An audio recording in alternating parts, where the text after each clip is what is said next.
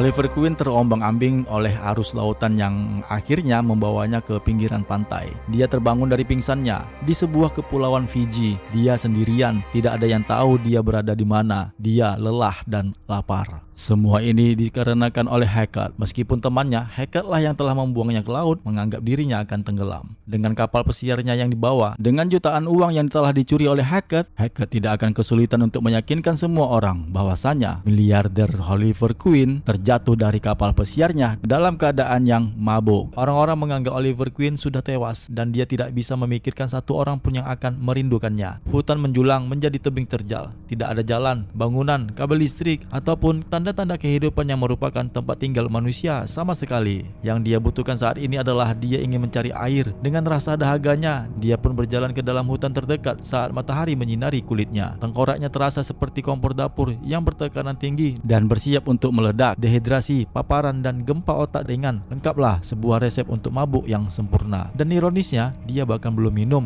walaupun setetes. Dia tidak tahu berapa jam lamanya dia berjalan di atas pasir yang ada di pulau itu. Detak jantungnya pun menghancurkan semua rasa. Dalam pikiran Oliver Queen yang terkena matahari, desiran dan suara ombak menghipnotisnya, yang seolah-olah dia menemukan hotel di tepi pantai dengan bar dan lengkap ada kolam renangnya. Tepat di tingkat sudut berikutnya, dia harus berkata pada dirinya sendiri, ini hanyalah ilusi. Yang ternyata dia menemukan bekas tempat pemukiman. Di camp itu, sepertinya ada penduduk yang menetap di tempat ini. Dia juga melihat ada keran air dan generator listrik. Ketika dia membuka keran air, ingin menghilangkan dahaganya, namun ternyata keran air itu tidak berfungsi. Di dekat camp itu juga ada sebuah lubang yang membuatnya penasaran. Lubang itu seperti sumur yang dalam. Jadi dia memutuskan untuk masuk ke dalam lubang sumur itu, di mana lubang itu mengarahkannya pada sebuah terowongan yang gelap dan lembab. Ketika sampai di dasarnya, tempat itu dipenuhi sisa-sisa kerangka tengkorak manusia yang dipastikan Oli bahwasanya mereka adalah korban dengan luka tembak. Yang menjadi pertanyaannya adalah siapa yang telah melakukannya. Dia pun kembali ke pantai dan membuatnya tertidur. Rasa sakit membangunkannya dengan keadaan yang lemah dan kelaparan dan menjadi panik. Pada saat dia menangkap ikan pertamanya, dia hampir gelisah karena terkena sengatan panas. Dia menyantap daging ikan itu yang membuatnya menjadi muntah. Kemudian Oliver Queen pun kembali memasuki hutan. Saat itu dia bertekad untuk membalaskan dendamnya atas apa yang dilakukan anak buahnya Hackett. Ketika dia masuk ke dalam hutan, dia memutuskan sudah waktunya untuk membuat hidupnya menjadi nyata. Tanpa makanan dan air, dia akan mati sama seperti mayat-mayat yang ada di dalam lubang sumur itu.